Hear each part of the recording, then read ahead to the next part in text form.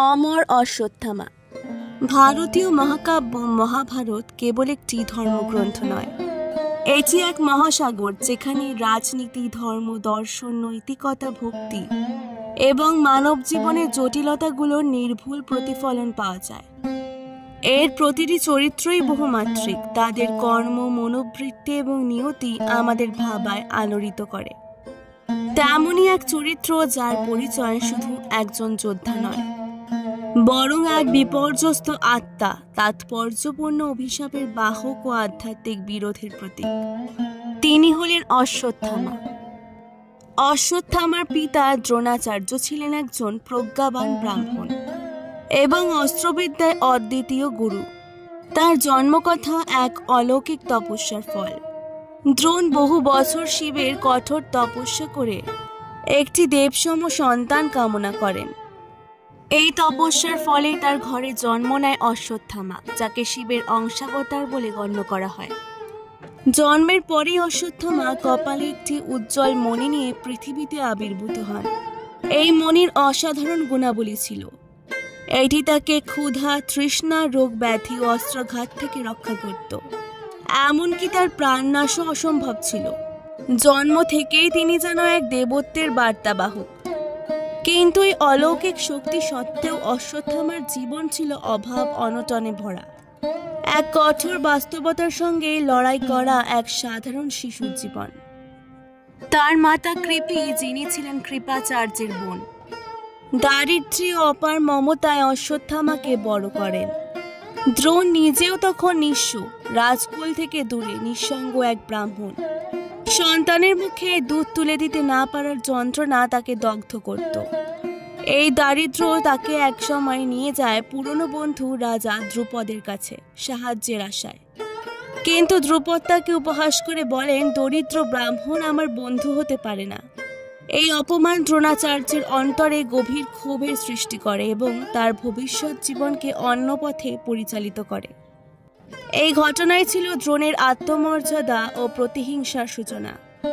এরপর দ্রোণ যান হস্তিনাপুরে, যেখানে তিনি পাণ্ডব ও কৌরবদের অস্ত্রবিদ্যা শেখাতে শুরু করেন। এই গুরুতুল্য আসনে বসে তিনি পাণ্ডবদের হৃদয়ে শ্রদ্ধার আসন লাভ করেন। বিশেষত অর্জুনের প্রতি ছিল তার অতুল প্রশংসা। একই সঙ্গে তিনি তার পুত্র অশ্বত্থামাকেও যুদ্ধবিদ্যা শেখাতে থাকেন, যিনি কিশোর বয়সেই এক অভিজ্ঞ যোদ্ধায় পরিণত হন। অশ্বত্থামার কৈশোরকাল ছিল এক দ্বৈত বাস্তবতার প্রতিচ্ছবি। একদিকে অলৌকিক শক্তির গৌরব, অন্যদিকে সাধারণ মানুষের মতো জীবন সংগ্রাম। হস্তিনাপুরে যখন দ্রোণাচার্য কৌরব ও পাণ্ডবদের অস্ত্র শিক্ষা দিচ্ছেন, তখনই অশ্বত্থামা নিজেকে জড়িয়ে ফেলেছেন এক বৃহত্তর ইতিহাসের গাথায়। তিনিও সেই রাজপুত্রদের সঙ্গে একাধারে অনুশীলনে অংশ নেন, যুদ্ধবিদ্যা রপ্ত করেন এবং ধীরে ধীরে এক পরাক্রমশালী ক্ষত্রিয় রূপে নিজেকে প্রতিষ্ঠিত করেন। এই সময় তার সম্পর্ক গড়ে ওঠে দুর্যোধনের সঙ্গে। দুর্যোধন, যিনি ছিলেন কৌরবদের প্রধান এবং ধৃতরাষ্ট্রের জ্যেষ্ঠ পুত্র, অশ্বত্থামার প্রতি এক ধরনের শ্রদ্ধা ও মমতা পোষণ করতেন।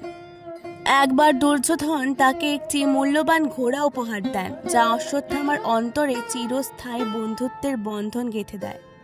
এই বন্ধুত্বই পরবর্তীতে তার সিদ্ধান্ত ও অবস্থান নির্ধারণে বিশাল প্রভাব ফেলে। পাণ্ডবদের প্রতি দুর্যোধনের ঈর্ষা, শত্রুতা ও ক্রমবর্ধমান হিংসার আবহে অশ্বত্থামা কৌরব পক্ষের প্রতি অনুগত হয়ে ওঠেন। এই সময় দ্রোণাচার্য পুরনো অপমানের প্রতিশোধ নিতে পাণ্ডবদের কাছ থেকে গুরু দক্ষিণা হিসেবে রাজা দ্রুপদকে বন্দী করে আনতে বলেন। অর্জুন এই কাজে এগিয়ে আসে এবং দ্রুপদকে পরাজিত করে হস্তিনাপুরে নিয়ে আসে। দ্রোণ তার রাজ্য দুই ভাগে ভাগ করে একাংশ নিজে রাখেন এবং সেই অংশের শাসনভার অশ্বত্থামাকে দেয়। এই রাজ্য ছিল আহিচ্ছত্র নামে পরিচিত, যা দ্রোণাচার্যকে সামাজিক ও রাজনৈতিকভাবে প্রতিষ্ঠা দেয় এবং অশ্বত্থামাকে করে তোলে এক তরুণ রাজা। এভাবেই অশ্বত্থামা কেবল একজন শিক্ষিত যোদ্ধা নয়, বরং তিনি রাজা হিসেবেও প্রতিষ্ঠা লাভ করেন। কিন্তু তার অন্তরে বয়ে চলা ছিল আরও কিছু গভীর অনুভব: গুরুপুত্র হিসেবে সম্মান, দুর্যোধনের প্রতি বন্ধুত্বের টান এবং নিজের পিতার প্রতি দায়বদ্ধতা। এই সব কিছু মিলে তাকে তৈরি করেছিল এমন এক যোদ্ধা যার নিয়তি মহাসংগ্রামের দিকে ধাবিত হচ্ছিল। কুরুক্ষেত্র যুদ্ধের প্রস্তুতির সময় অশ্বত্থামা ছিলেন কৌরব পক্ষের গুরুত্বপূর্ণ শক্তি।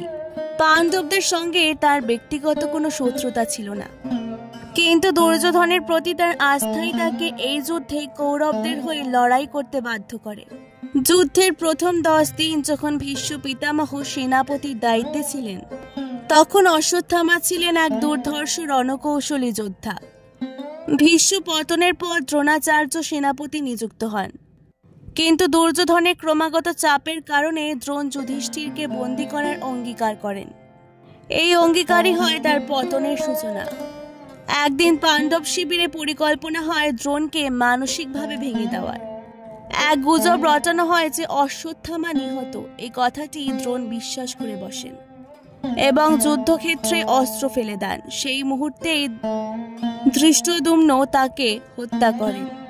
দ্রোণাচার্যের মৃত্যু সংবাদ যখন অশ্বত্থামার কানে পৌঁছয়, তখন তার মনে এক তীব্র বিস্ফোরণ ঘটে, যন্ত্রণার, ক্ষোভের, প্রতিহিংসার। পিতাকে বাঁচাতে না পারার অপরাধ বোধ আর যুদ্ধে তাকে ঠকিয়ে হত্যার রাগ একসঙ্গে যেন তার হৃদয়ে আগুন জ্বেলে দেয়। তিনি বুঝতে পারেন কৌরব শিবির দিন দিন দুর্বল হয়ে পড়ছে এবং পিতার এই অপমৃত্যুর বদলা না নেওয়া মানে নিজের অস্তিত্বকেই অস্বীকার করা। এই আঘাত থেকে উদ্ভূত রোষের বহিঃপ্রকাশ ঘটে নারায়ণাস্ত্র প্রয়োগের মাধ্যমে। নারায়ণাস্ত্র ছিল এক ভয়ঙ্কর অস্ত্র যার শক্তি সীমাহীন এবং যা কারো পক্ষ থেকে প্রতিরোধ করা প্রায় অসম্ভব ছিল।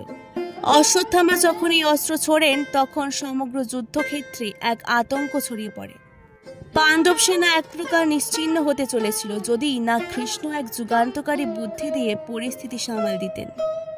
কৃষ্ণ জানতেন নারায়ণাস্ত্রের বিরুদ্ধে যুদ্ধ নয়, আত্মসমর্পণই একমাত্র প্রতিকার।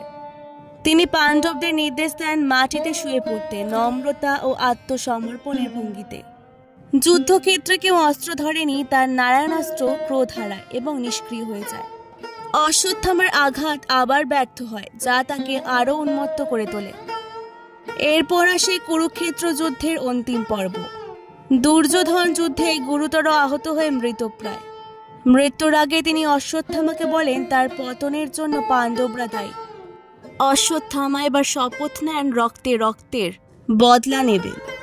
সেই রাতেই তিনি কৃপাচার্য কৃতবর্মার সঙ্গে মিলে পাণ্ডব শিবিরে হানা দেন। রাত্রে নিস্তব্ধতা ভেঙে অশ্বত্থামার তরবারির ছলকানি শুরু হয়। তিনি প্রথমেই হত্যা করেন ধৃষ্টদ্যুম্নকে, যিনি তার পিতাকে হত্যা করেছিলেন। এরপর একে একে খুন করেন পাঞ্চালদের, শিখণ্ডী এবং সবচেয়ে হৃদয় বিদারক দ্রৌপদীর 5 সন্তান, যারা পাণ্ডবদের অনুপস্থিতিতে তাঁবুতে ঘুমোচ্ছিলেন। এই নিষ্ঠুর হত্যাযজ্ঞ কোনো যুদ্ধের নিয়ম মানেনি। এটি ছিল প্রতিহিংসায় অন্ধ হয়ে যাওয়া এক সৈনিকের হাত থেকে বেরিয়ে আসা এক অবিচার, এক সর্বনাশা প্রতিক্রিয়া। এই রাত্রির পর শুধু শিবির নয়, অশ্বত্থামার হৃদয়ও পুড়ে ছারখার হয়ে যায়। পরদিন পাণ্ডবরা ফিরে এসে মৃত দেহগুলোকে দেখে ক্রোধে উন্মত্ত হয়ে ওঠেন। বিশেষ করে দ্রৌপদী, মাতৃ হৃদয় চূর্ণ বিচীর্ণ হয়ে যায় 5 সন্তান হারানোর যন্ত্রণায়। তখনই অর্জুন প্রতিজ্ঞা করেন অশ্বত্থামাকে খুঁজে বের করে শাস্তি দেবেন। এরপর এক অভূতপূর্ব দৃশ্য ঘটে। অশ্বত্থামা আর একবার ব্যবহার করেন এক অসাধারণ অস্ত্র, ব্রহ্মশিরা। এটি ব্রহ্মাস্ত্রের চেয়েও ভয়ঙ্কর, যার প্রভাব সারা বিশ্ব ধ্বংস করতে সক্ষম। অর্জুনও পাল্টা ব্রহ্মশিরা আহ্বান করেন। এই 2 শক্তির মুখোমুখি সংঘর্ষ হতে যাচ্ছিল, কিন্তু ঠিক তখনই হস্তক্ষেপ করেন ঋষি বেদব্যাস এবং নারদ। তারা বলেন এই অস্ত্র ব্যবহার পুরো বিশ্ব ধ্বংস করে দেবে। অর্জুন নিজের অস্ত্র ফিরিয়ে নেন, কিন্তু অশ্বত্থামা পারেন না বা চান না। তার ভেতরে তখনও রক্তের প্রতিহিংসা। ক্রোধের বশবর্তী হয়ে তিনি ব্রহ্মশিরা ছুড়লেন উত্তরার গর্ভস্থ সন্তান পাণ্ডবদের ভবিষ্যৎ উত্তরাধিকারীর দিকে। এই ঘটনার ফলে কৃষ্ণ অভিশাপ দেন অশ্বত্থামাকে। তার কপালের মণি খুলে নেওয়া হয়। তাকে চিরজীবী করে পৃথিবীতে ঘুরে বেড়াতে বলা হয়, কোনো আশ্রয় ছাড়া, ভিক্ষান্ন খেয়ে, সবার অবহেলা সহ্য করে, দেহে অসহ্য ঘা ও পুজযুক্ত ক্ষত নিয়ে। তাকে নিষিদ্ধ করা হয় সমাজ থেকে। মৃত্যুর থেকেও ভয়ঙ্কর এক জীবন তার ভাগ্যে লেখা হয়ে যায়। অশ্বত্থামার জীবন যে অভিশাপে শেষ হয় তা কেবল একটি ব্যক্তিগত দুর্ভাগ্য নয়, এ এক দার্শনিক প্রতীক, একটি চিরন্তন মানবিক প্রশ্নের প্রতিচ্ছবি। তিনি ছিলেন এক অতিমানব শিবের অংশ, অলৌকিক শক্তির অধিকারী, কিন্তু তার পতন ঘটল আত্মসংবরণ হারিয়ে ফেলার কারণে। তিনি হয়ে উঠলেন তার আবেগের দাস। ক্রোধ, প্রতিহিংসা, অহংকার তাকে এমন এক জায়গায় নিয়ে যায় যেখান থেকে তিনি আর মুক্তি পাননি, না শারীরিকভাবে না আধ্যাত্মিকভাবে। অভিশাপটি ছিল যতটা অলৌকিক ততটাই বেদনাদায়ক। কপালের মণি খুলে না হলে তার আত্মার দেবত্ব ক্ষীণ হয়ে যায়। সারা শরীরে থেকে যায় ক্ষত যা নিরাময় হয় না। শারীরিক যন্ত্রণা ছাড়াও ছিল মানসিক গ্লানি, একটি পাপ যা তাকে প্রতিনিয়ত কুরে কুরে খেত। এই অবস্থা তাকে বানিয়ে তোলে এক ঘৃণায়মান নিরাশার প্রতীক। তিনি মারা যেতে পারেন না, কিন্তু বাঁচতেও নয়। এ এক জীবন্ত মৃত্যু, এক চিরন্তন যন্ত্রণা। ভারতের বিভিন্ন অঞ্চলে আজও এমন বিশ্বাস প্রচলিত আছে যে অশ্বত্থামা আজও বেঁচে আছেন। অরণ্যে পর্বতে একাকিত্বে নিঃসঙ্গ ঘুরে বেড়াচ্ছেন। বহু সাধু, তপস্বী, এমনকি সাধকদের মধ্যে দাবি করেছেন তারা নাকি অশ্বত্থামার সাক্ষাৎ পেয়েছেন। কখনো কখনো তিনি এসেছেন ভিক্ষা চাইতে, কখনো এসেছেন রহস্যময় রূপে। আবার কেউ বলেছেন তাকে দেখার পর নাকি শরীর খারাপ হয়ে যায়, কারণ তার শরীর থেকে দুর্গন্ধ, পুঁজ এবং রক্ত বেরোয়। লোক বিশ্বাসে অশ্বত্থামা হয়ে উঠেছেন এক চিরজীবী যোদ্ধা, চিরশোকাতুর, চিরতৃষ্ণার্থ, চিরতপ্ত। তার এই অমরত্ব একটি প্রশ্ন তোলে: অমরত্ব কি আশীর্বাদ নাকি অভিশাপ? এক সময় যাকে ঈর্ষা করা যেত তার শক্তির জন্য, আজ তাকেই করুণা করা হয় তার নিঃস্বতার জন্য। এই রূপান্তর মহাভারতের সবচেয়ে মানবিক গল্পগুলোর একটি। বহু লেখক ও দার্শনিক অশ্বত্থামার চরিত্র নিয়ে আলোচনা করেছেন। কেউ বলেন তিনি ভিলেন নন, বরং পরিস্থিতির শিকার। পিতৃবিয়োগের বেদনা, যুদ্ধে নিজের অবস্থান নিয়ে দোটানায় থাকা এবং বন্ধুত্বের প্রতি অনুগত থাকা তাকে ভুল পথে নিয়ে যায়। আবার কেউ বলেন অশ্বত্থামা ছিলেন অন্তর্দ্বন্দ্বের প্রতীক, যিনি জানতেন তার ভুল কিন্তু তাও থামতে পারেননি। অশ্বত্থামা শুধু একটি চরিত্র নয়, তিনি একটি চেতনা, এক সতর্ক বার্তা। তার জীবন শেখায় ক্ষমতা থাকলেই যথার্থ নন কেউ, যদি আত্মনিয়ন্ত্রণ না থাকে। তিনি শিবের আশীর্বাদ ধন্য হলেও কৃষ্ণের অভিশাপ তাকে ধুলিতে ফেলে দেয়।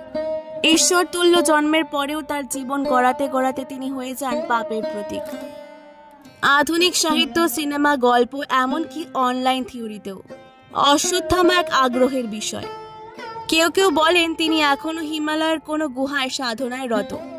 কেউ বলেন তিনি অচেনা কোনো গ্রামের বুড়ো, যার নাম নেই, পরিচয় নেই, শুধু চোখ দুটো অলৌকিক। উপসংহার: অশ্বত্থামা এক সতর্ক বার্তা ও অনন্ত অনুসন্ধান।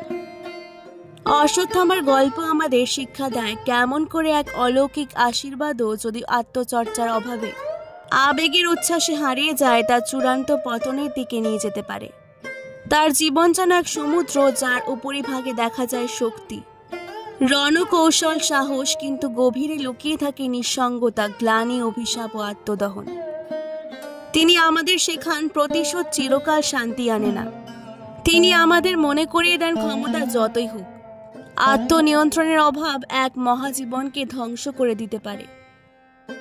আজও যখন গ্রীষ্মের কোনো গহীন রাতে কেউ হিমালয়ের গুহায় হারিয়ে যায়, বা মধ্যপ্রাচ্যের মরুভূমিতে এক রহস্যময় বৃদ্ধ দেখা যায়, কেউ কেউ ফিসফিস করে বলেন এ নিশ্চয়ই অশ্বত্থামা। আজকের ভিডিওটি ভালো লাগলে অবশ্যই পুরাণ গল্পকথাকে সাবস্ক্রাইব করে দেবেন। অনেক অনেক ধন্যবাদ।